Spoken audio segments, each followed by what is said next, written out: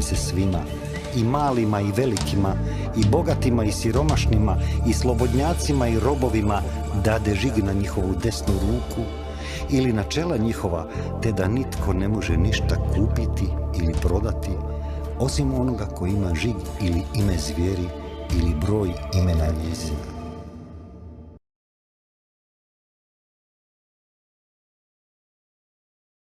Pozdrav, dragi narode, dobrodošli u još jednu epizodu Slobodni. Današnja tema je Rumunjska, s posebnim fokusom na izbore koji su nedavno održani. Naime, slušali ste puno, pogotovo od mainstream medija, kako su tu bili neke nepravilnosti i kako je zbog toga bilo puno napetosti oko izbora, pa čak i na ulicama. I na kraju je, kažu, pobijedio proevropski kandidat protiv navodno proruskog kandidata.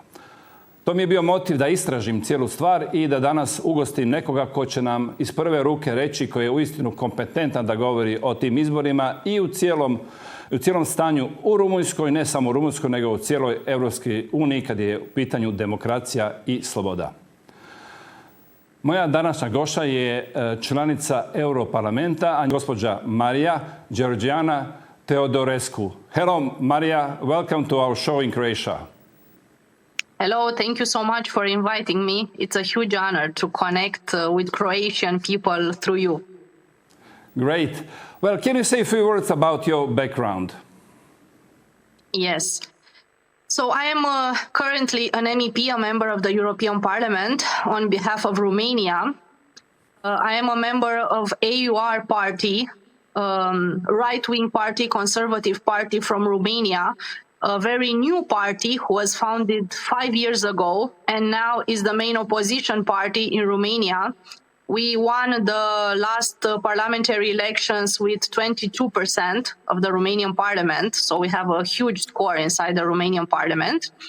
And I have a legal background. I am an attorney at law, specialized in corruption crimes, and also a law professor at the university. I teach criminal procedure law. Fantastic. Then we can talk about lots of important things, what is happening now in Europe. But first, let's start with the elections. You just had a few weeks ago elections in Romania.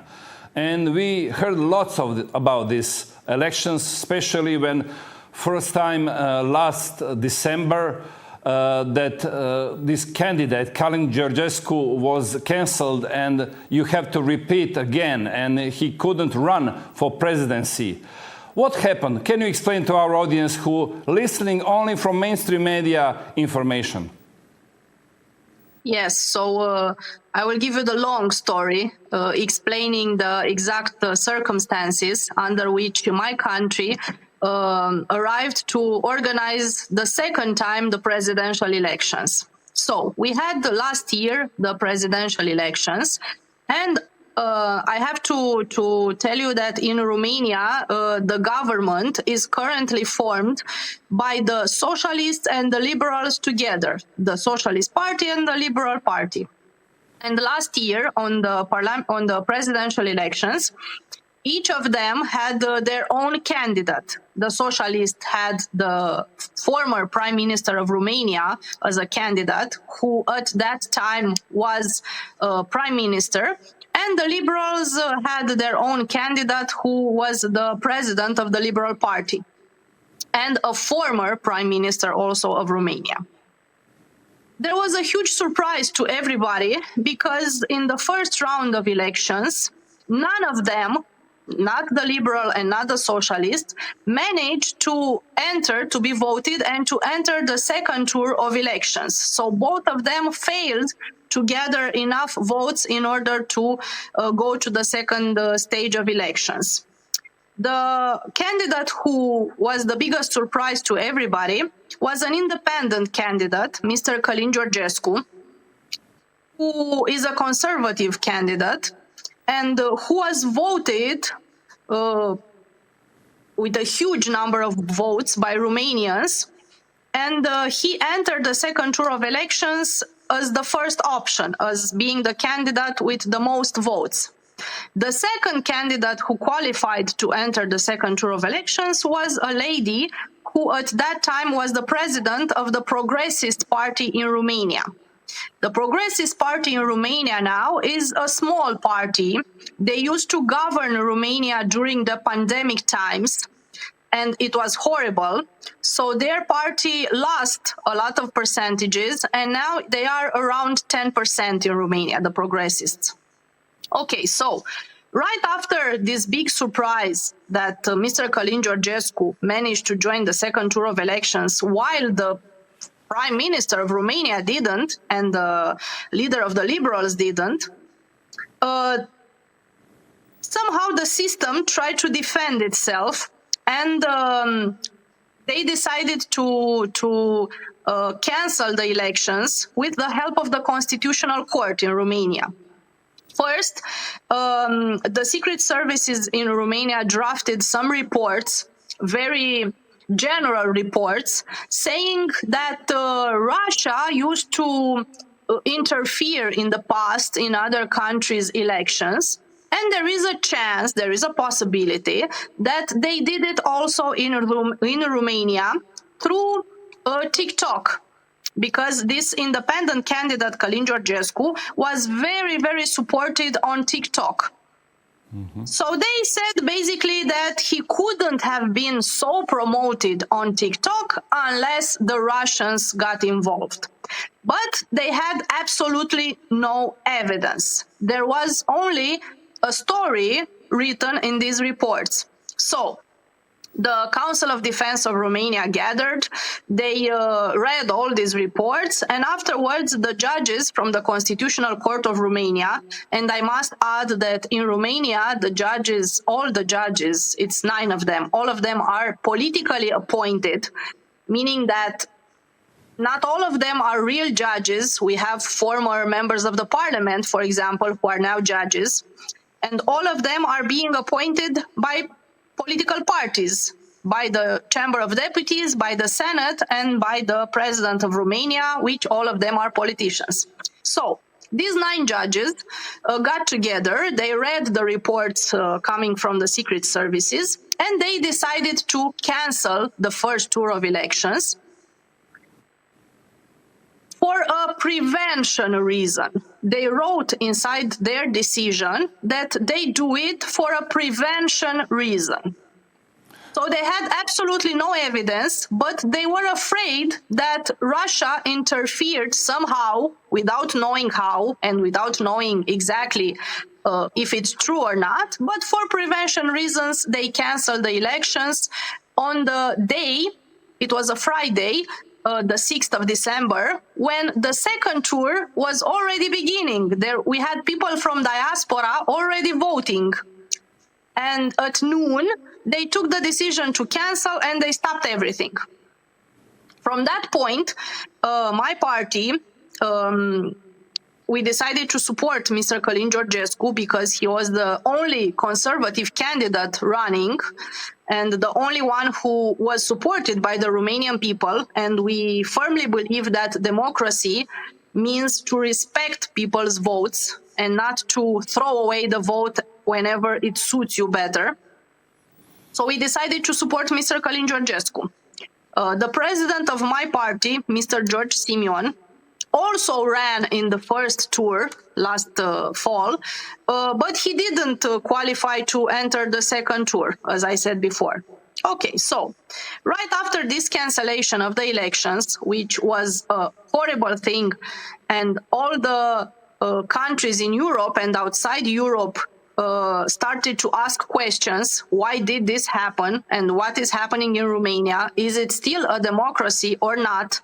Because, as you know, we are member of the European Union and member of NATO. So it is very important to have a rule of law and to be a democracy and to offer all the needed guarantees to all our partners.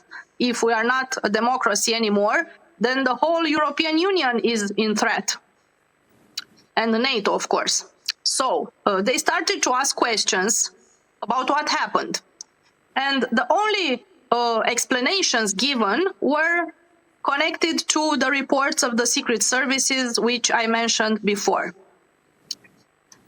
in short, the Constitutional Court, when they decided to cancel the elections, they also decided to extend the mandate of the now former president of Romania until the new elections will be organized. This is something very unconstitutional because according to the Romanian constitution, the president finishes his mandate, and in case something happens like it did, the head of the Senate, the head of the Romanian Senate should become a president interim. Mr. Klaus Iohannis, the former president of Romania, was very happy to receive the decision of the Constitutional Court, and he announced everybody that he will continue to be president of Romania until the new elections will be organized. We started to complain, of course. We started to write to all sorts of European and international institutions. We went to discuss in many places at European level and to say that what is happening in Romania is not democratic and that Mr. Klaus Iohannis is not a valid president anymore.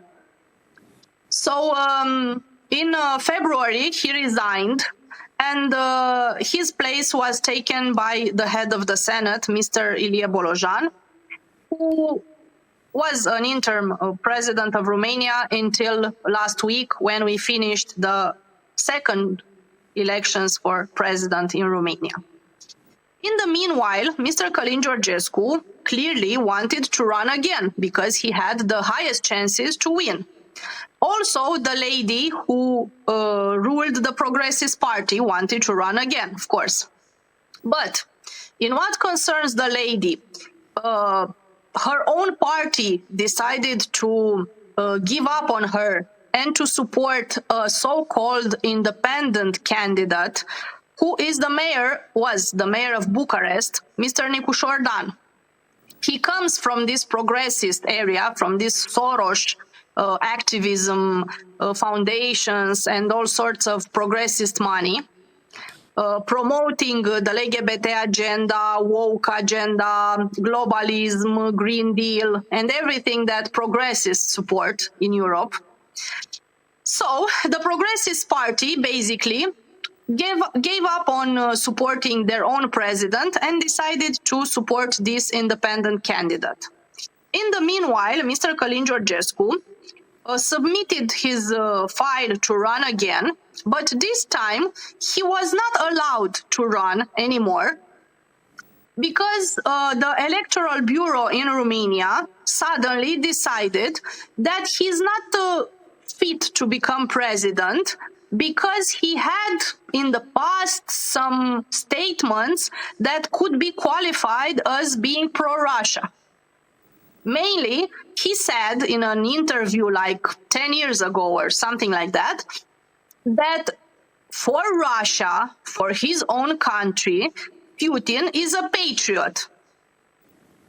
Mm-hmm. He didn't say that it is good what Putin does in terms of Europe and European countries. He only said that for his own country, he's being seen as a patriot. Okay, so basically on this statement and some other also not very important like this one, they decided not to allow him to run anymore.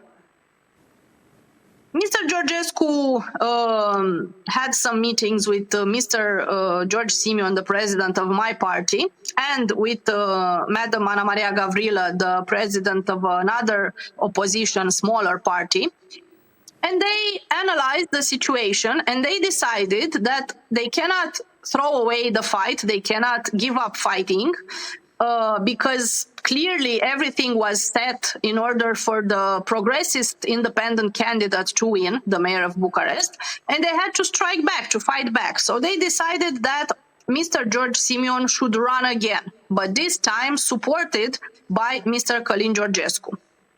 And this is exactly what happened. This time, on behalf of the liberals and the socialists, they didn't have each one candidate for their own. They decided to have one joint candidate for both parties. Now, you have to understand that in Romania, the liberals and the socialists have been governing Romania ever since Ceausescu died, ever since communism fall. So it's 35 years since liberals and socialists run Romania. They're strong parties. And now they joined forces to support one single candidate who is a former president of the Liberal Party, Mr. Crin Antonescu. And although they supported him in the first tour of elections this year, this common candidate failed to enter the second tour of elections. And the only ones who made it to the second tour were Mr. George Simion, the president of my party, supported by all the conservatives, and the mayor of Bucharest, supported by all the progressists. The score Mr. George Simion had in the first tour was basically double than the score of Mr. Nicușor Dan, the mayor of Bucharest. According to all calculations, to all experts, to all polls and everything, it was almost impossible for the progressives to win. You have to take into consideration the fact that Romania is a very conservative country, a very traditionalist country. Most of us are Christian Orthodox, but also Catholics. We haven't legalized gay marriages in Romania. We haven't legalized gay adoptions. We don't have pro-gay education in schools for our children. So basically, we are not pro-progressist values. We are conservatives, most of us, being a religious country, a very religious country. So it was likely that the conservative candidate will win. But they started a huge propaganda online against Mr. Simion, spreading all sorts of fake news. They said that we are extremists. They said that we are pro-Russians. They said that we will take Romania outside of European Union if Mr. George Simion wins. They said we will take Romania out of NATO if Mr. George Simion wins. Having absolutely no evidence for all this fake news, because they were all inventions, but they had a huge propaganda machine online, and they managed to spread so many fake news and to scare people. I have friends who voted for the mayor of Bucharest because they were sincerely afraid, without knowing why, of Mr. George Simion. So their propaganda worked online, especially among young people, especially among women, and among the businessmen. They were afraid that we might close the borders or all sorts of lies, which I have seen used also in Poland by the propaganda machine in order to attack the conservative candidate, Mr. Nawrocki. They used the same lies against him, just like they did in Romania. You can imagine, as a measure taken, they even allowed, during the last week of campaign, they even allowed the national currency to be a little bit affected, so to diminish its value. So people got scared that in case the conservative candidate will win, in case George Simion will win, we will see a huge loss in the national currency. So the euro will increase a lot, and all the people who have credits, which are many, won't afford to pay the credits anymore, the loans. And they used this argument. They said that it's only happening because the conservative George Simion joined the second tour of elections. And unfortunately, people believed them. People believed that the national currency was affected by this, which is not true. Because after the mayor of Bucharest won the elections, the national currency is still affected and will get even more affected, because clearly it has nothing to do with the candidates, but with pure economy. And unfortunately, Romania is not passing a good economic time. We are in a crisis, a financial crisis, and this is the real situation, and it has absolutely nothing to do with us, with the parties. Okay, so in short, we managed to finish the second elections, but this time the right candidate won. Now they are happy and they won't cancel the elections anymore because finally the progressists, the globalists, the ones supported by Macron, by France, and by all the progressist party, finally won.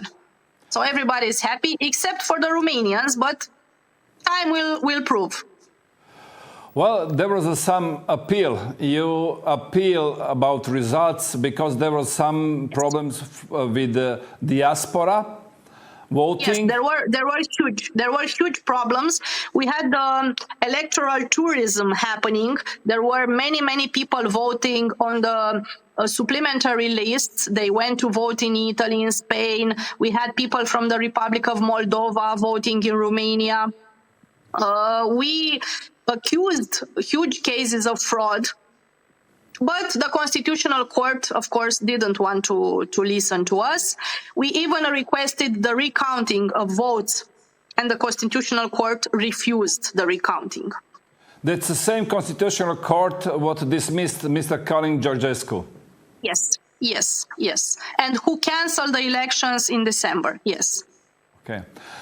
Well, I need to ask you, of course, when you said right candidate won, what do you mean by that? Well, I was ironic, of course. Of course. The right candidate for the system, the right candidate meaning the globalists, meaning the progressist one, the mayor of Bucharest, who already supports the European progressist agenda, the globalist agenda. He just went yesterday and met with Zelensky, and he signed a statement saying that Romania supports and requests that Ukraine is being received in NATO. Although not long ago, United States issued an official statement saying that Ukraine will not be received in NATO. So now, Mr.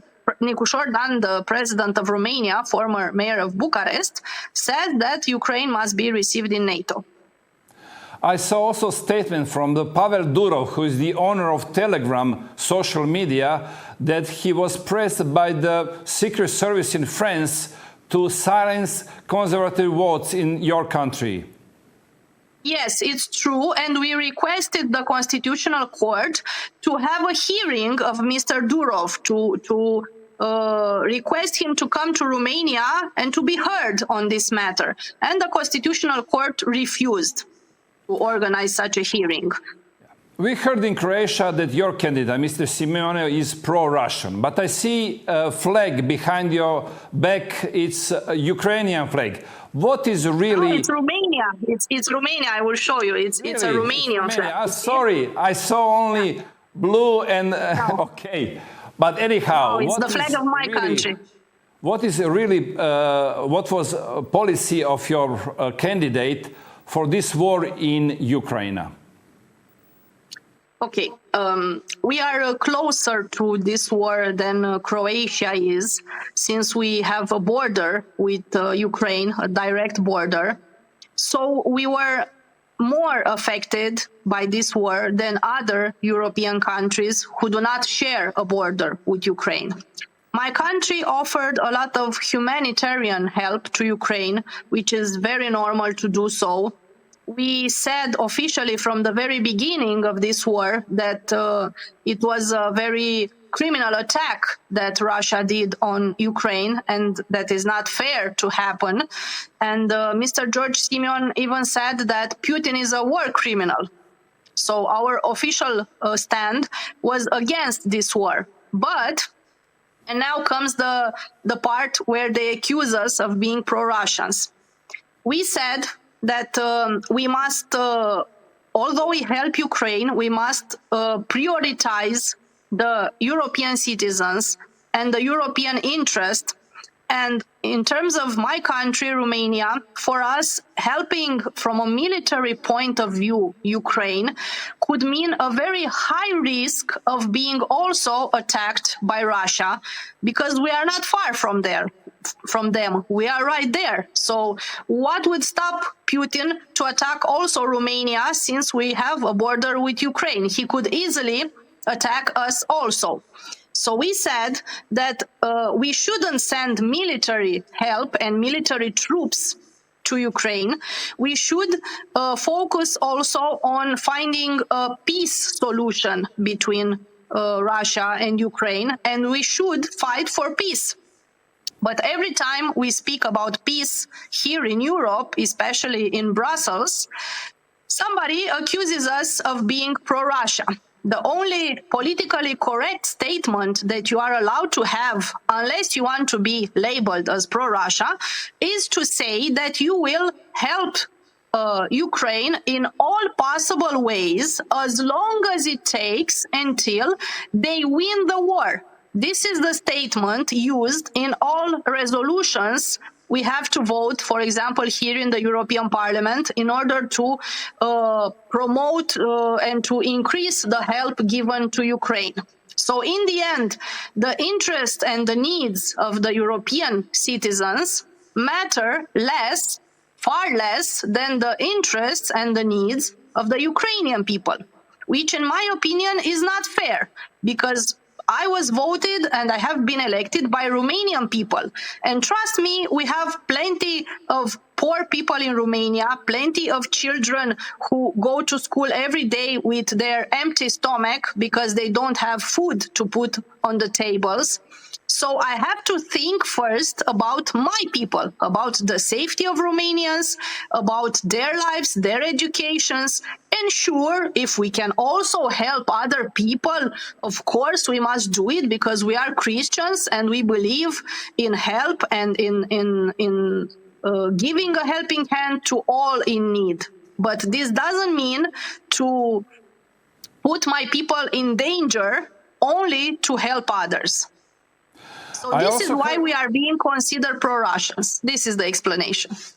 Yes, I understand this part, but I heard also that there was a plan to build one big facility in Ukraine, in Romania, facility from where you can fight against Russia more effectively. Is this true? And also I heard that Mr. Georgescu was against it. If, in case that he become president, he will stop these activities. We don't want to increase the chances of spreading the war even more, and involving our country. We are a member of NATO. We have NATO bases in Romania, which we are very happy to have, and we want to preserve all of them. We believe that the partnership with NATO is very important for our country and for the rest of Europe, clearly, since now, when we are talking, NATO has the biggest possible army in the world. The European Union, as you know, is trying to build its own army and its own defense, which is a very good thing. But until we will have that, in the meanwhile, we only have NATO. So we have to stick to this partnership, and we have to preserve it and even to enhance it, because it's very important for us. Yes. Well, in that case, what is your now opinion about new plan for rearming Europe?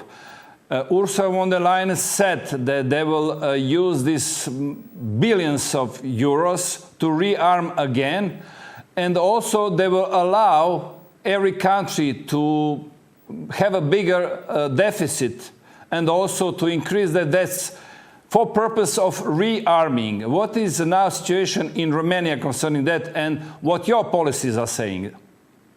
Okay, so the first resolution I laid my eyes on in the European Parliament on this topic, talking about building a European army and the European defense, the first resolution mentioned the fact that the purpose of this strategy of rearming Europe is to help Ukraine. And when I first read it, I was shocked, because I don't believe that we should do such important things in Europe and to spend so much money in Europe with the only purpose in our life to help Ukraine. But I agree, and we agree, with the need to restart our army industry.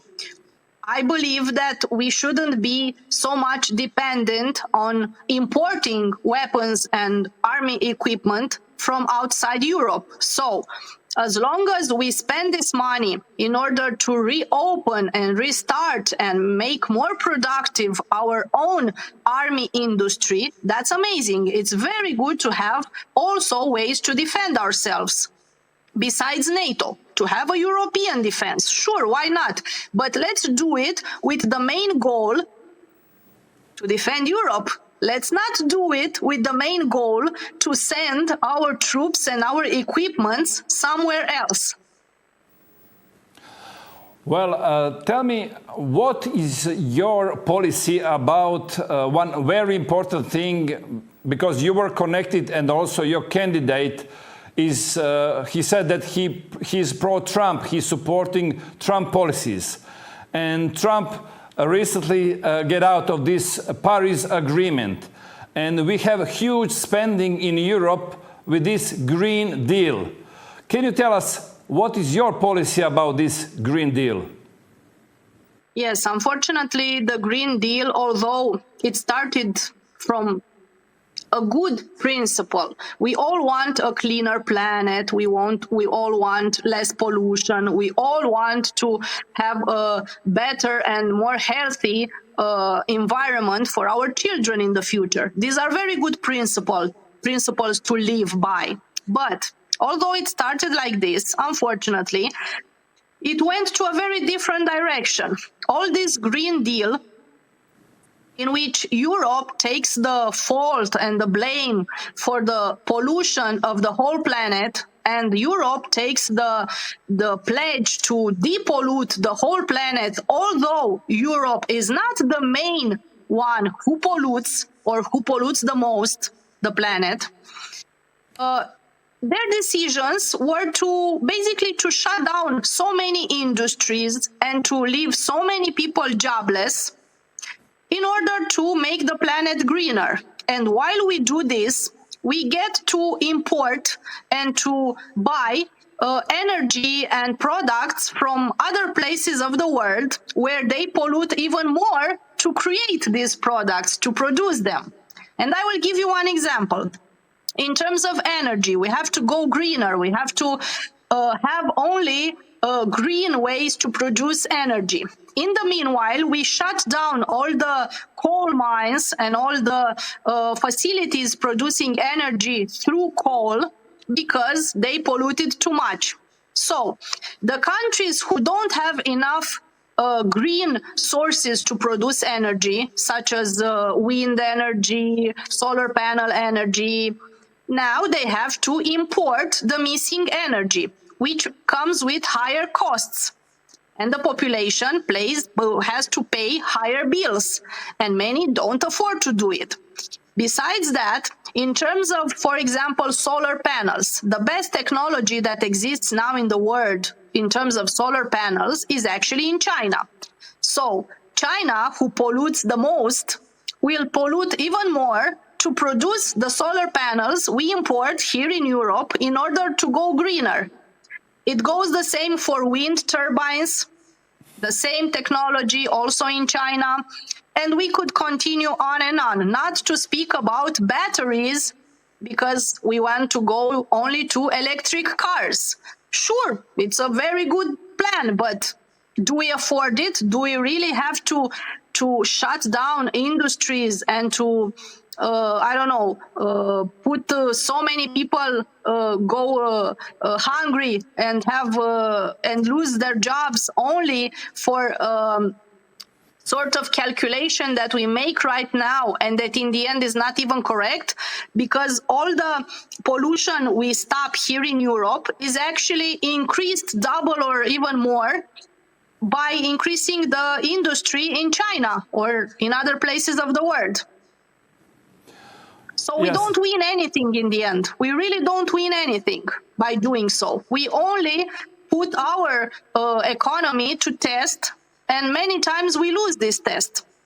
Think about the automotive industry, how it was affected by the Green Deal.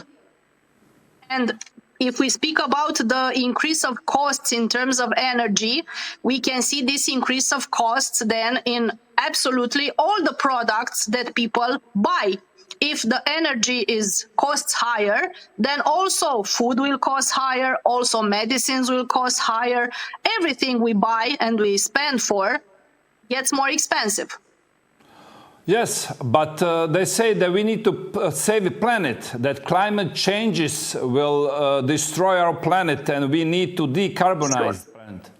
Sure, but let's not stop everything that we have functional until we have built the replacements. Because what Green Deal did was to put a stop to everything that was functional in order to start building functional, new, greener things. But we don't have them yet. For example, in Romania, we don't have enough green sources to produce energy. So we import energy. Yeah, recently just Merz, Chancellor in Germany, said that they go back to this nuclear energy, what they left already years ago. They need new energy because they need to invest more in artificial intelligence, and that demands more electricity. That's why they need again to restart nuclear energy. Okay, there's one also important policy from the last 5 years, exactly from 2020 until 2023, we had pandemic. Somebody calls it pandemic. And you had a strong criticism about policy from European Commission. What is your stand about this? We were actually the ones who organized the biggest protests in Romania against pandemic measures at that time, because they wanted to force the whole population to get the vaccine in Romania. And we were against it because we firmly believe in human rights, and we believe in the fact that each individual should take such important decisions for himself and for his family, so nobody should decide instead of you. And limiting the access of people to work, to services, to transportation, to traveling, only because they haven't taken the shot, from our point of view, goes against the human rights. Besides that, there are many things that still haven't been cleared regarding this pandemic. We are still waiting to see what happened with the investigation concerning Madam Ursula and Pfizer investigation. You know what I'm talking about. Yes. And now, when we are seeing so many reports, apparently there are many cases of medical situations and medical affections that have appeared also because of the vaccine. We know that some vaccines have been withdrawn from the market, especially because they had some bad effects upon people. So how can you take a responsible decision as a state for your citizens and to force them to use a product which hasn't been tested enough? Because we are not talking about the old vaccines, the ones that we have all taken as children and that had dozens of years of testing. We are talking about a product which was created and given to population only a few months after being created, so without proper testing. Yeah, there is one maybe coincidence, but I had some shows about this topic, and I can say I'm very involved. And I know that Romania was a country with the least number of vaccinated in Europe. But also after that, you had the least excess deaths after that. Maybe there is a causation, maybe there is only correlation, but we need to explain this and looking for this proof. Is there any causation of these two figures? And these two figures are very important because wherever we found lots of percentage of vaccines administered, we found lots of excess deaths.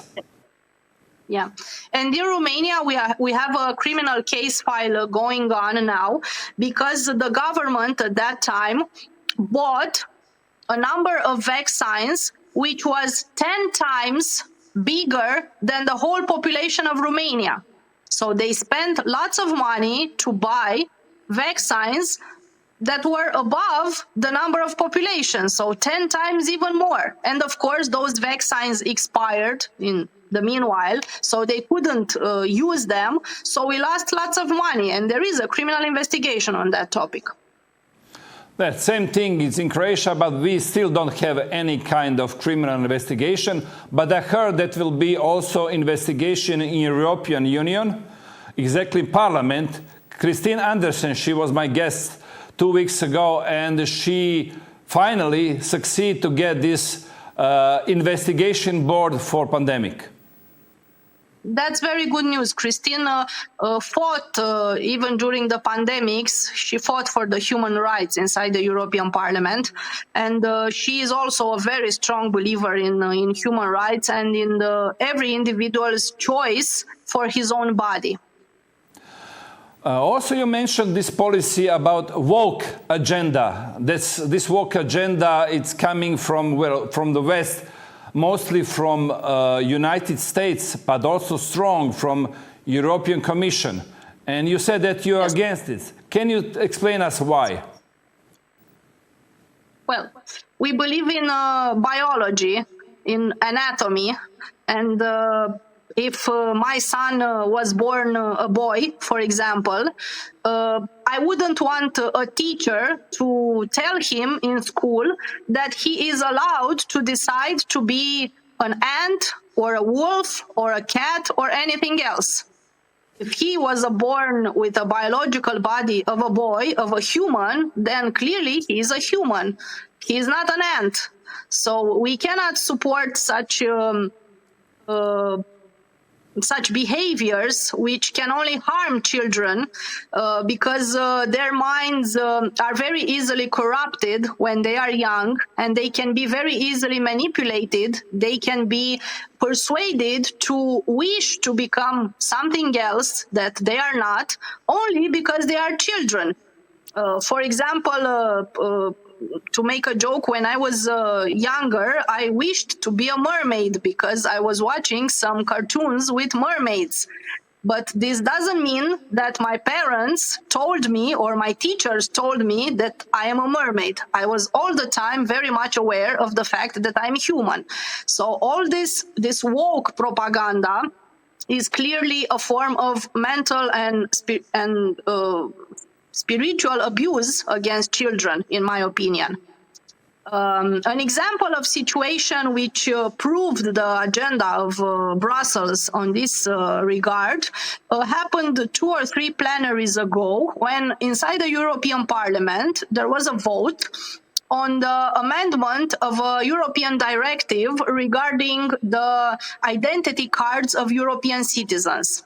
And maybe you know or not, but the vote was to change all the identity cards of the European citizens, allowing also to choose not only for M or F as genre, but also for X, which is non-binary. So after this vote, every European citizen will have the option, when he will go to change his identity card, to declare himself as non-binary if he wants. Yeah. Well, I understand that there is lots of pressure also in other countries concerning this agenda. There is one very important also question, it's immigration policy, migrations.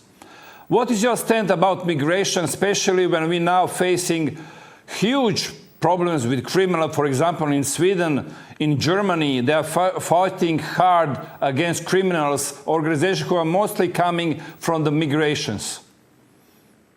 Yeah, so First of all, migration is not something new. It happened ever since humanity existed. So this phenomenon of migration by itself is not something bad. The problem is that now in Europe, we have a huge level of illegal migration, and this goes hand in hand with a huge level of tolerance towards criminality, unfortunately, especially criminality coming from migration. I am a firm believer in a return home policy. I believe that migrants who come to Europe should respect the laws here in the countries where they come. As long as they respect the laws and they come to work and to have a decent life and to build something good and to mingle in the society without trying to change it, that's very good. But whenever they are doing something against the locals, against the society, against the laws, they have to return home from where they come. It is not possible to fill the demographic gap in Europe, the demographic crisis, with migrants. We have to find real solutions to increase natality, for example, and to address the problems in the labor market. First of all, with our own citizens, we must have the courage to prioritize the European citizens. And then, of course, all migrants who are of good faith and who respect the laws, I can agree, they are mostly welcome, as we also, many of our co-nationals, went to work outside the European borders, for example, in the United States. And they were well received as long as they respected the laws. So in terms of criminality, this is a huge problem now. I am in contact with colleagues from my political group from ECR who live in Italy, for example, or in countries such as Sweden, where unfortunately criminality has increased a lot. And I see it also in Brussels. A couple of months ago, there was a gang shooting between gangs somewhere. 3 days they went to shoot themselves at the same metro station. This proves how, let's say, the police cannot handle it anymore. Really, they cannot handle it anymore. If the criminals have the courage to go 3 days on the exact same place and to have guns and to shoot themselves, this means that in Brussels, the police is not strong anymore. They have no force anymore. It's not safe anymore, and I hear this from everywhere. For the end, let's comment what happened in Poland. Now, Karol Nawrocki won, and he's conservative. You supported his policies. And also we know that they didn't allow migration in Poland. And now these conservatives, again, they won on these elections. Can you exchange some information, because you were there, Mr. Simeone was there, he was supporting. What are the information from Poland? We are very good friends with the party Peace, Law and Justice from Poland. They are our colleagues inside the ECR family. Mr. George Simeon is vice president of the ECR party, where Mateusz Morawiecki, the former Poland prime minister, is the chair of the ECR party. So we are very connected with them, and there is a very strong partnership between Romania and Poland. In terms of values and principles, clearly we and the conservatives from Poland, Nawrocki and the Law and Justice Party, we defend the same values. That's why my party helped them as much as we could in the elections. We supported them and we congratulate them from the bottom of our hearts. We believe they are the best possible solution for Poland and also for Europe. With Nawrocki winning in Poland, now I believe also Europe still has a chance for normality and for good values. because the vote of Poland is also very important in the European Council. So Nawrocki will surely form a team with Giorgia Meloni and with other conservatives leaders in Europe. And this is very, very important for us. The progressists, the globalists, lost a huge fight. The other candidate, who is the mayor of Warsaw, was supported even by Soros directly. Soros' son went to support him. Also Macron, also Donald Tusk, who is a progressist in Poland, the prime minister. But they lost this battle, which I believe is a good example for the fact that in Europe things are starting to change. In Europe, we are slowly turning and returning to the good traditional values. Thank you, Common Maria. sense. Thank you. Thank you for your time, for your explanation, to clear it up what really happened in Romania. And I wish you all the best in your future political career. Thank you so much. Evo, dragi narode, bio sam motiviran time da vam donesem prave informacije, odnosno i drugu stranu priči o rumunskim izborima. Zašto je to važno? Pa zato što smo takve slučajeve imali prilike vidjeti, recimo u Francuskoj, gdje je gospođi Marie Le Pen također zabranjeno da se kandidira, odnosno nije zabranjeno, nego su učinili sve da se ne uspije kandidirati jer ima sudski slučaj pa neće stići dati kandidaturu prije završetka slučaja. Ovdje smo imali zabranu predsjednika. Dakle, mi imamo Europu koju se, kao što znate, Hrvatska nalazi, koja se služi službenim institucijama, ovdje Ustavnim sudom, kako bi onemogućila političke protivnike da se kandidiraju. Postavite si pitanje, je li to ta Europa u kojoj su Hrvatska ušla 2013. godine i želi i dalje da bude? Jesu li to te vrijednosti za koje smo se mi zalagali i mnogi od nas stradali u Domovinskom ratu, a neki, nažalost, više nisu ni živi? Sloboda, demokracija, pravo mišljenja, pravo izbora, pravo političkog angažmana je nešto čemu smo težili još do 90. godine, jer je to sve bilo zabranjeno u bivšem sustavu u Jugoslaviji. Sada ponovo osjećamo iste stvari koje smo mogli i svjedočiti za vrijeme pandemije kada su nam uzeli ljudska prava i slobode kako bi nas prisilili da učinimo nešto sa svojim zdravljem, što je protuustavno. Također sada sve one koje misle drugačije od službene politike zaustavljaju na sve moguće načine da se čak i kandidiraju, a kamoli da ih na kraju izaberu. Jer to ono što želimo i u Hrvatskoj, to je na vama da odlučite. Na sreću, a bit ću malo i ciničan tu, u Hrvatskoj je business as usual. Dakle, svi oni koji su bili do sada na vlasti su i ostali na vlasti. Politike koje su vođene u proteklim godinama će se nastaviti. Dakle, u Hrvatskoj onom dijelu građana koji su odlučili izaći na izbore, a nažalost ima ih svega trećina na prošlim lokalnim izborima, njima je sve kako je bilo dobro, prema tome nastavlja se kao što je bilo i prije. E sad, da li će to nas dovesti u promjene koje čujemo da mnogi žele? Da li će se ovaj val koji krenuo u Sjedinjenim državama, pa evo sada se i dovukao do Poljske, skoro je došao i u Rumunjsku, da li će doći u Hrvatsku, vrijeme će pokazati. Na meni je da u međuvremenu pokažem vama da postoje oni ljudi koji misle drugačije i da to mišljenje se treba čuti. Da demokracija u tome da čujemo i ono s čime se ne slažemo ili koji zagovaraju iste politike kao i mi. Sloboda mišljenja je puno važnija. Oni koji kažu da nije važna zato što oni nemaju što za reći su u krivu. Čak i kad nema što za reći, sloboda govora i sloboda mišljenja je važna za sve.